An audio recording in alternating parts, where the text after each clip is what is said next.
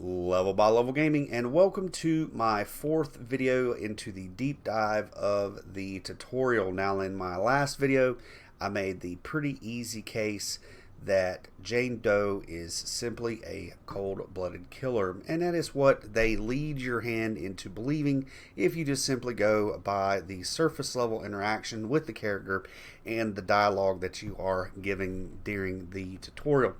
But if you dig a little deeper and if you follow me through this video, I think I can prove the case that Jane Doe is actually innocent and that she is just a pawn in a much bigger and darker scheme that is going on in the background. So if you like that kind of thing, please hit the like button, subscribe, hit me with the comments, let me know what you think. Now let's get right into this deep dive. Alright, I believe the best way to get to the bottom of what is happening to Jane Doe is to methodically pick apart the dialogue that they present you with during the tutorial. They are constantly foreshadowing and hitting you with the fact that this whole thing is hopeless. Soon you will horribly die. They know that they will be releasing a unbeatable horde on your character here, and you are designed to fail. And they even double down on the whole unnamed Jane Doe narrative that no one will mourn you and you will be swiftly forgotten. They are letting you know that you are a small cog in a big wheel and you truly mean nothing to them. So let's move on to my next piece of dialogue that I want to look at here. Alright, when we get to this point where we can look around, and in this little piece of dialogue we can see that they blatantly objectify Jane Doe. It is time for you to look around and they are going to mock you. They say it's looking at stuff. Woohoo! So it's kind of like it puts the lotion on its skin. It does as it's told. You are no longer a person, but you are a thing.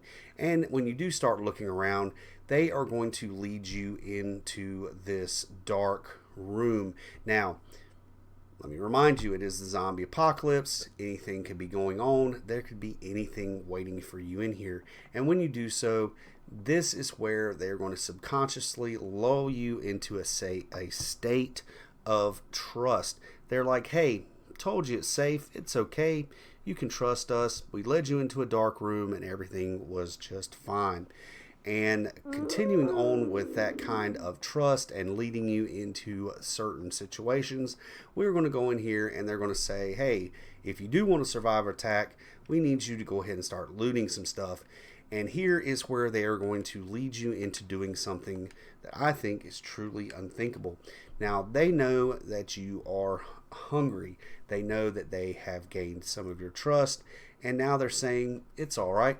If you're hungry, let's just go ahead and eat a dead, rotten, uncooked mouse. Anybody knows that that's not a good thing. And not only just take a bite of it, but they want you to eat the entire mouse.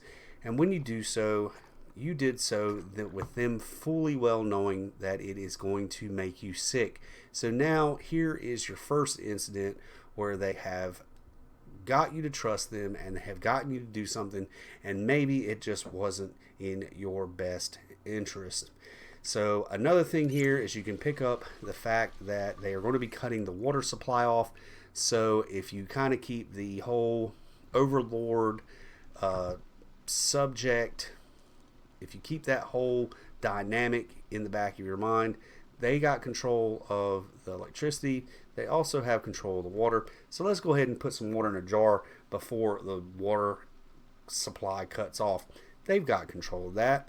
They've got control of everything. So they have also placed a frying pan in this cabinet over here. Now they have fed you, they have given you some water, they have armed you, and this is where things really start to get interesting, and that's when we approach this window here. Alright, so when they lead you to the window here and your first encounter with a zombie, they want you to climb out, go ahead and take care of this situation. But what if you practice some free will and you decide that you're going to close the window and not go out there?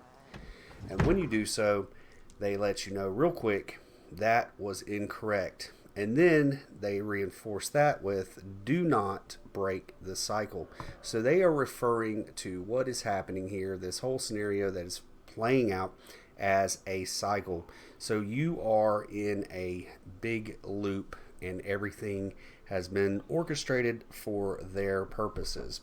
So let's go ahead and open the window here now that we've seen that little insight, and let's climb out and go from there. So here they also let you know that she hasn't seen us, but something is not right here. You can either follow the script and go up and attack the zombie, but if you just walk around the zombie, you will see that this zombie has been nerfed. It can't see you, it can't react, it doesn't do anything that any of the normal zombies do in the game. This zombie has been manipulated in a way to where it is not a true threat, but they want you to treat it as a threat. And then here is where they start laying out their little surface explanation that this was your mom. They want to start planting these seeds in your mind that Jane here is the problem and that she even stabbed her mother in the back earlier. But do we know for a fact that is true? Looking back at their track record here and putting some doubt in your mind as to what is really happening, you can kind of see that maybe they are not being truthful with you. They weren't truthful with you about some of these other things that has happened so far. So did you really stab your mother in the back earlier? Do you really have problems with her, or is this just where they want to lead you? Is this something that they are now engineering you with? Are they hacking you with this type of information? So let's keep following right along, and let's go ahead and let's take the knife and let's move up here to where you encounter your father. Now, here is the second well-documented incident of you breaking with the cycle and there being consequences in the dialogue. And this is another hidden dialogue. And that's when you stand up. And just like with the window, whenever they tell you this is incorrect, do not break with the cycle, they tell you here, do as we request. And they even go deeper with saying that this is wasting time and money. Whose time and whose money? Who is behind this? Is this some type of evil corporation? Is this the government itself? Is it a combination of the two? We just don't know. But when somebody starts throwing around wasting time and money, there is somebody's money and somebody's time that they are not happy with you not following protocol.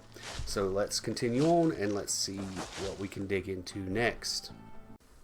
So of course they continue on with the narrative that you have problems with your family whenever you take out this zombie here. That's your dad. Now something they don't address is why there is another half-buried corpse in the garden, and all of these spawn differently. They could be different characters altogether. It's not always the same zombie that spawns in the ground here, and they don't do anything to explain how or why that zombie is there.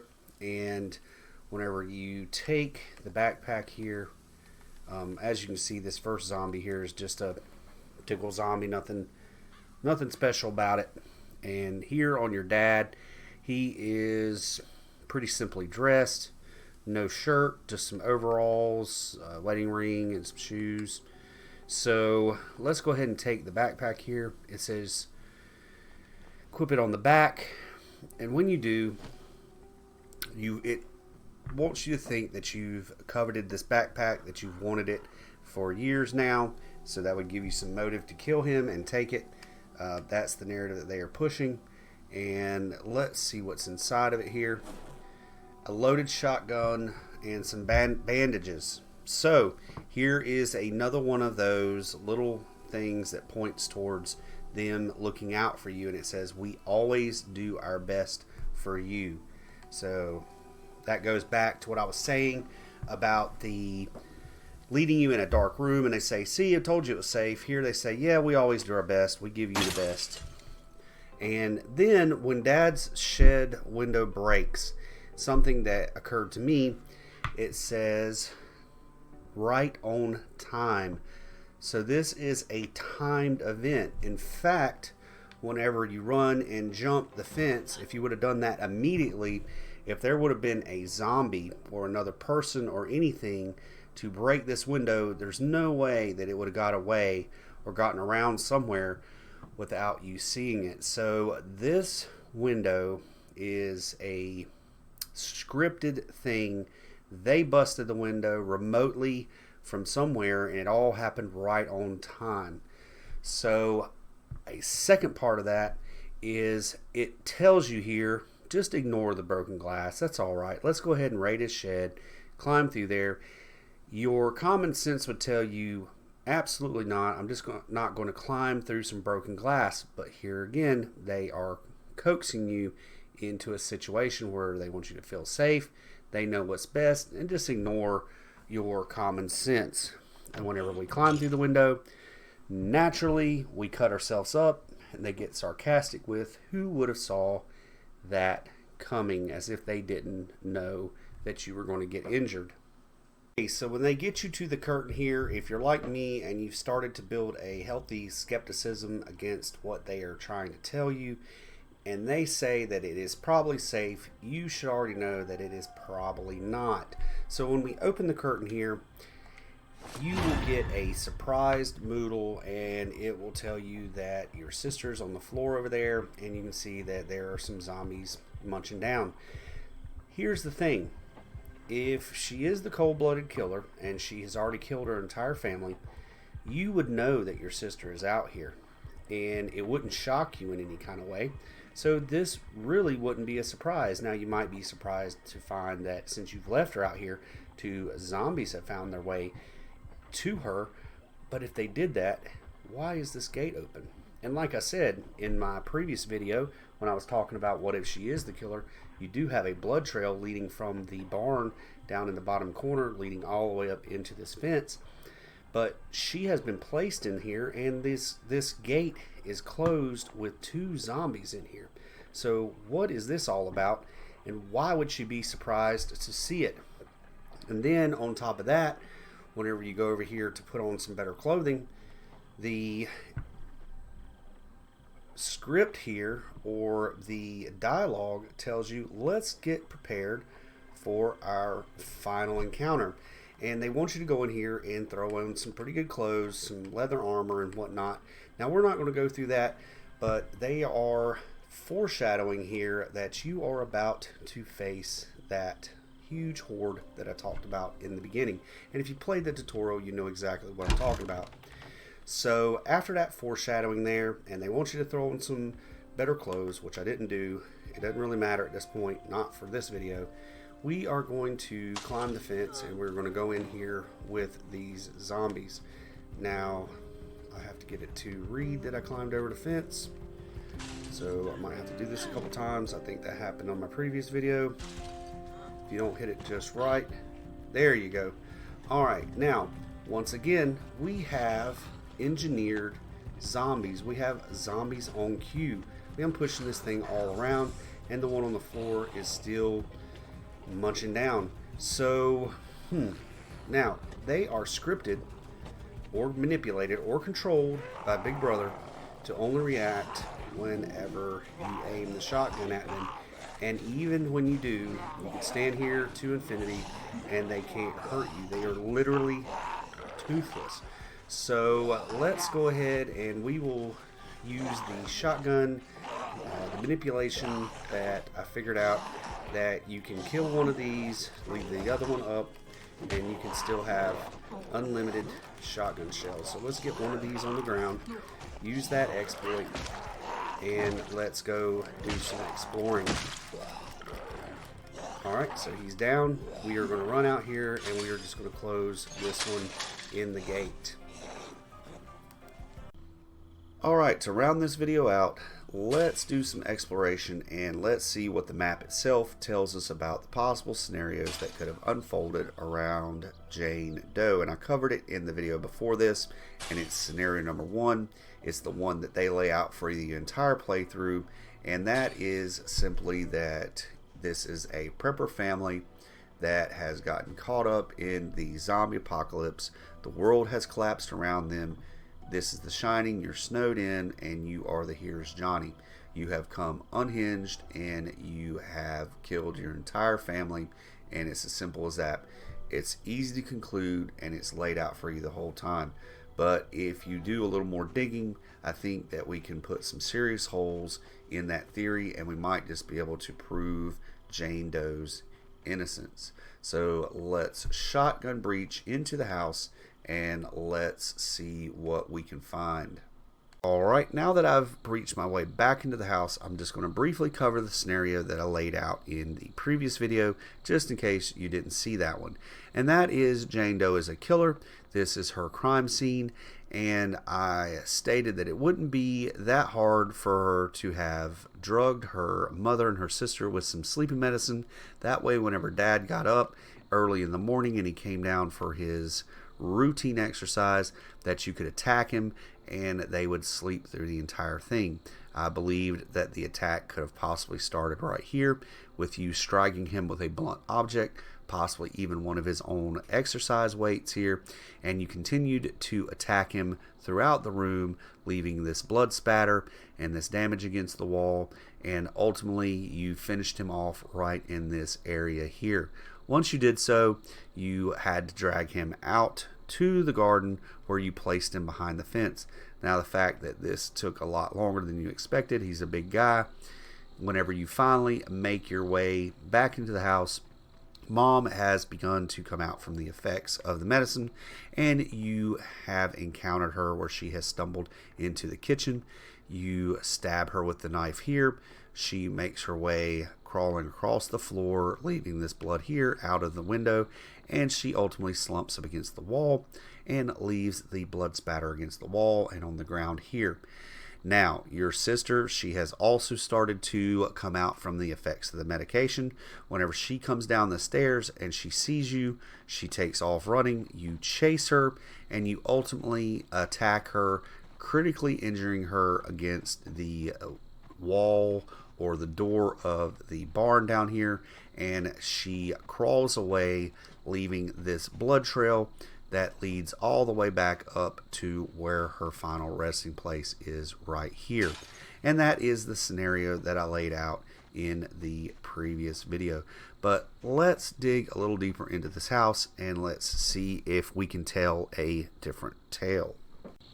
So the house for me really does raise quite a few questions, and my first questions here would be about the murder itself. Why would she simply not choose to take the easy route and kill them all in their sleep? And if she would have done that, this would be the crime scene up here. Instead, we go downstairs and we have a crime scene that is pure carnage. The level of violence that all this blood spatter and damage portrays would require quite a bit of physical ability to do so. And if you remember when we first started this playthrough and we looked at Jane's bio, she really was nothing special to speak of. She had no experience and did not gain anything like her physical abilities such as strength, agility, fitness, things of that nature. But whenever we get to this point in the playthrough, she has actually gained some stats here. We've added a little bit to her abilities just through the experiences that we've encountered through the playthrough. So at this point, she shows the physical attributes that she has been through a fight. And then on top of that, when we look at her, she is now a bloody mess herself. She's got blood on her shirt, her clothes, on her body. If she would have killed her entire family prior to the playthrough, how come when we first start off, she's perfectly clean? And for her to be clean like that, she would have had to clean herself up. And where do you clean yourself up? You clean yourself up in a bathroom. When we go and investigate the bathroom, there is no signs of anybody cleaning up behind a murder. We don't have a pile of bloody clothes on the floor. We don't have blood in the sink or in the bathtub. And all those would be present if she had cleaned herself up. Also, why would she clean herself up? This is the end of the world. It's a zombie apocalypse. There's nobody left. There's nothing for her to hide. There's no evidence or anybody for her to hide anything from. So cleaning up really doesn't make any sense.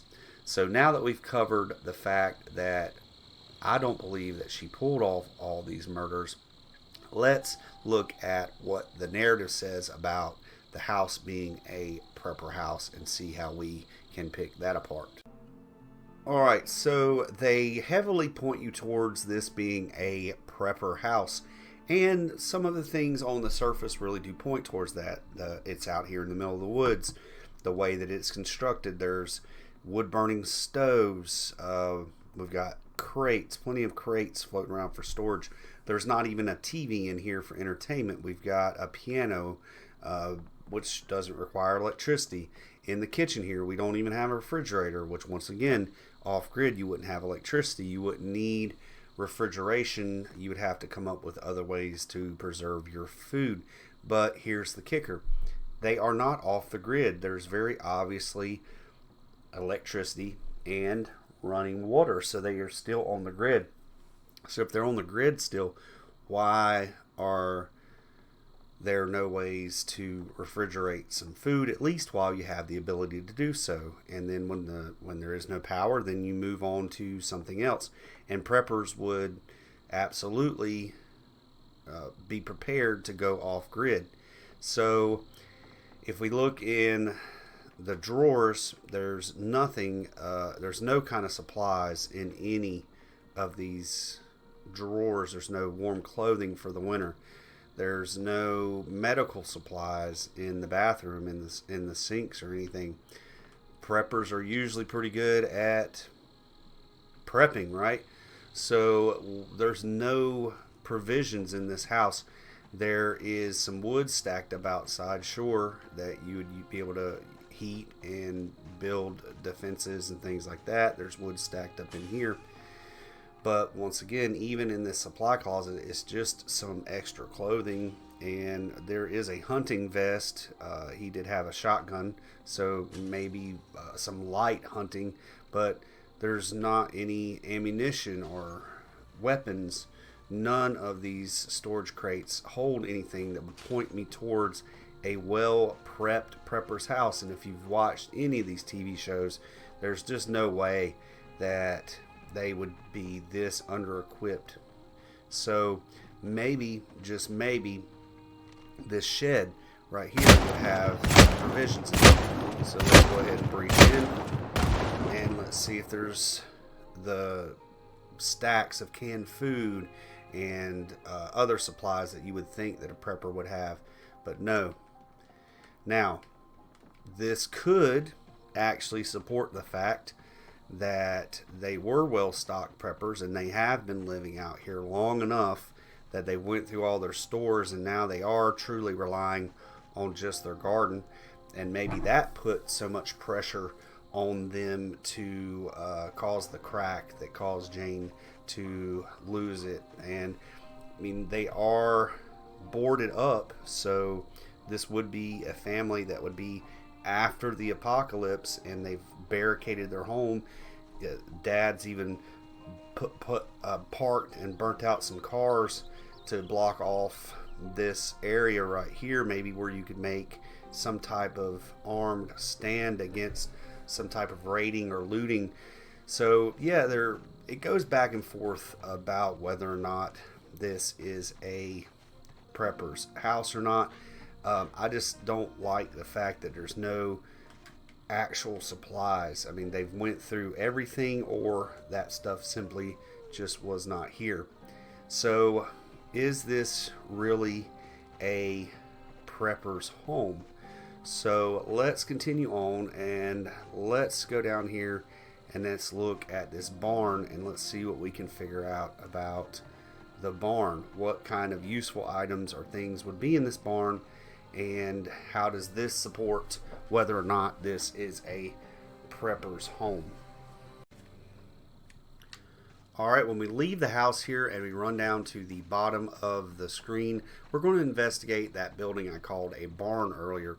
Now, if you shotgun breach your way into the door, you can find out that this is actually a morgue. We have an autopsy table. We've got some logs here for some cremation. We've got a tank that could be used for some embalming fluid or possibly even the good old Breaking Bad style dissolve tank. And somebody has spray painted on the wall inside out, and then they're trying to send a message here. Is what's on the inside of this building supposed to make its way on the outside of the building? Who knows, right?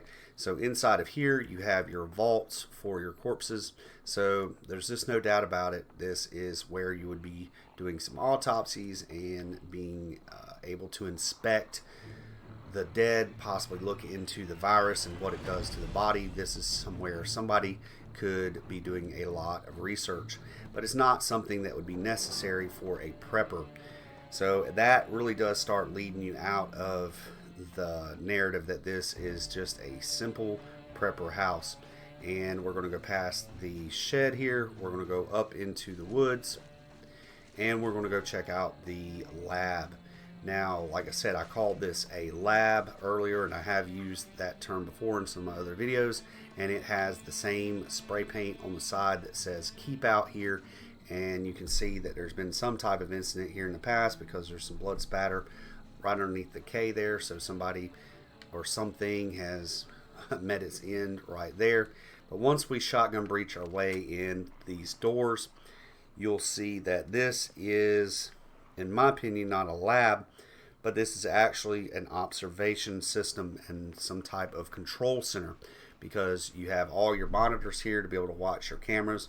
You have your control panels to be able to manipulate things. You could cut power on and off. You could release doors. You could possibly smash windows remotely, and make things happen, quote unquote, right on time, just like with the window at Dad's shed. So you could have a couple people in here, which is all this is designed for. It's got a little refrigerator here for a couple people in one little single bathroom.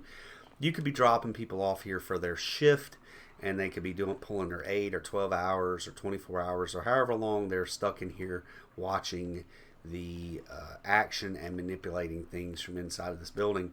And here is your Spiffo logo for the fast food chain, which kind of goes hand in hand with the whole narrative that has been spun, the conspiracy theories that Spiffo and some type of shadow government or evil organization have started this zombie apocalypse, possibly spreading it through the burgers, and they are the evil organization that is behind this.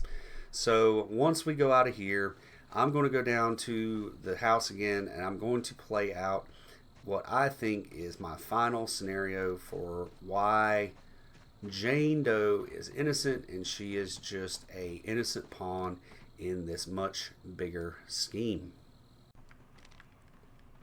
Alright, so once you shoot all the zombies in the fence here, it will prompt you saying that every zombie in the forest has heard your gunshots and they are coming for you. They want you to believe that the zombies are coming from the outside in. And as you can see, I have in fact led a horde to the perimeter.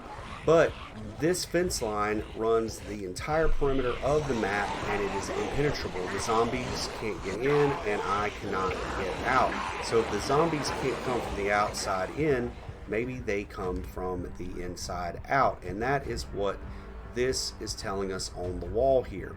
So if we go back up here, let's play a scenario where Dad is completely complicit in this whole thing. He is a company man, and the outbreak happens. They tell him, we've got a secure place out in the middle of nowhere. We just need you to drop you off into this facility. You are going to man the helm, and we are going to be bringing the infected, dead, and reanimated, and we're going to be doing autopsies. We're going to be doing studies, and you are going to be allowed to use this space. Your family will be safe, And in fact, that could lead back to her being in this situation, him just doing his job out here, and she snaps and turns into the killer. So it could be a combination of both, where the family, especially the adults, are aware of what's going on, and she just gets caught up in it and snaps. But if we get a little deeper into it, what if Jane here is a test subject, that she is dropped into this situation? She wakes up, she has amnesia, she has no idea of what's going on, no memory of her past life. All these zombies are plants. All the ideas that they suggest are to be planted in your head, and you are being manipulated, she's being manipulated, and this is all just one big test scenario. And if that's the case, the evil organization, just like on Cabin in the Woods, they're flipping all the switches, they're pulling all the levers. It's highly possible that they lead you through this whole thing. Everything is a plant, and when you get to the horde, they cleanse the system, they release the horde, and reset the entire thing. You are promptly eaten. They drop in another test subject, and they run the cycle again. So thank you guys so much for hearing my theories on how Jane here could be totally innocent and just a test subject. And if you like that kind of thing, please hit me in the comments, hit that like button, subscribe, and we will see you on the next video.